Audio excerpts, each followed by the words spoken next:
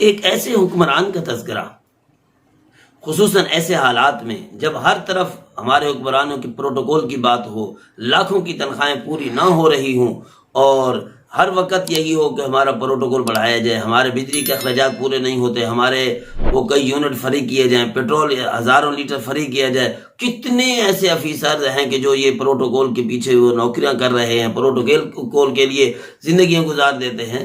یا یقین جانیے اور سمجھیے کہ ہم کن لوگوں کے وارث ہیں، کن لوگوں کے ہم لوگ وارث تھے اور وہ کس طرح زندگیاں گزار گئے۔ ہم نہیں، 22 لاکھ مربع پہ حکومت کرنے 22 لاکھ مربع میل پہ حکومت کرنے والا خلیفہ ثانی حضرت عمر رضی اللہ عنہ کے بارے میں دیکھیں، وہ کہتے ہیں کہ میں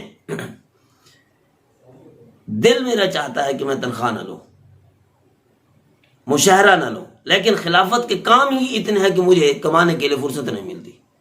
اور ان کی تنخواہ تھی کتنی؟ 2 درہم۔ پھر آگے بات یہ، اور فرمایا کرتے تھے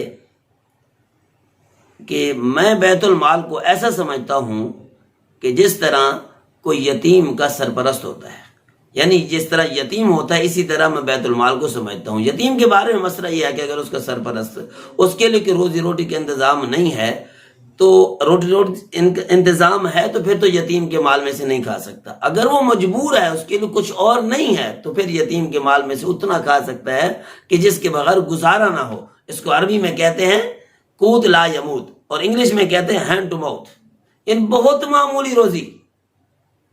تو بیت المال سے اتنا لیا کرتے تھے کہ میں بیت المال کا بطور سرپرست ہوں تو میں روزانہ کیا للے تللے کیسے خرچ وہاں سے کروں۔ مشترکہ پیسہ ہے، عوام کا پیسہ ہے، امت کا پیسہ ہے، بیت المال کا پیسہ ہے، حکومت کا پیسہ ہے، وقف کا مال ہے، کیسے حساب دوں گا میں؟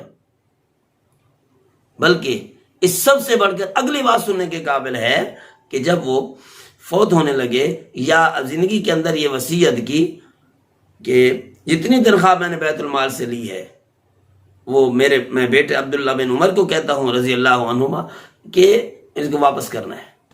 اگر وہ واپس نہ ہو سکے عبداللہ بن عمر سے تو میرا جو مکان ہے وہ بیچ کر واپس کرنا ضروری ہے۔ اگر پھر بھی پورا نہ ہو تو میرے جو دوست ہیں، عزیزہ اقربا ہیں، میرے رشتہ دار ہیں، ان سے مدد لے کر، ان سے تعاون لے کر بیت المال کو میری لی ہوئی تنخواہ واپس کرنی ہے۔ یہ تھا ان کا رجحان۔ اور پھر بھی کہتے تھے فرات کی نہر پہ کتا اگر پیاسا مر جائے تو سوال عمر سے ہوگا۔ یہ کون سا جذبہ تھا؟ یہ الفاظ کہلانے والا وہ کون سا دل تھا؟ وہ کون سی زبان تھی؟ کس وجہ سے یہ الفاظ ان کے سینے سے نکل کر زبان پہ آ جایا کرتے تھے؟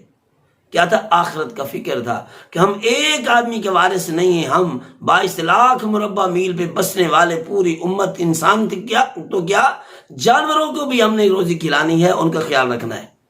اگر آج ہم پورا نہ کر سکے، کتے کی خوراک پوری نہ ہوئی تو سوال عمر سے ہوگا کہ کتا تیری حکومت کے اندر پیاسا مر گیا تھا۔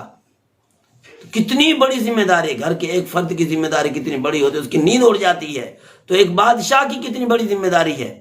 تمہارے ہاں تو بے فکری ایسے ہے کہ جس طرح کی یہ ناک سے مکھی اڑا دی، کوئی فکر نہیں ہے۔ لیکن یقین جانے ایک ایک چیز کا حساب دینا پڑے گا، ایک ایک چیز بڑی مشکل ہو جائے گی جواب دینا، پھر وہاں پر سوائے افسوس کی کچھ نہیں ہوگا۔ اب ذرا ہم اس کو مقابلہ کر لیں کہ وہ پروٹوکول ختم کرنا چاہتے تھے اور ہمارے ہاں یہ ہے کہ پروٹوکول اتنا زیادہ ہو کہ لوگ رشک کریں۔ یہ کون سا مزاج ہے؟ یہ قارون کا مزاج ہے، پروٹوکول والا، کہ لاؤ لشکر کے ساتھ باہر نکلتا تھا۔ وَآتَيْنَاهُ مِنَ الْكُنُوزِ مَا إِنَّ مَفَاتِحَهُ لَتَنُوءُ بِالْعُصْبَةِ أُولِي الْقُوَّةِ، اس کے 80 اونٹ تک آتا ہے کہ اس کی خزانوں کی صرف چابیاں اٹھایا کرتے، پورا لاؤ لشکر اس کے ساتھ ہوتا تھا۔ لیکن انجام کیا ہوا؟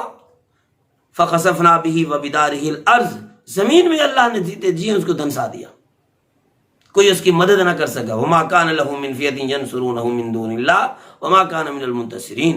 اس لیے کبھی بھی صرف حکومت کو نہیں ہے، کسی کے پاس بھی مشترکہ مال ہے، بیت المال کا پیسہ ہو، مسجد مدرسے کسی بھی مشترکہ پیسہ ہو، تو تب بھی اتنی احتیاط کرنی چاہیے۔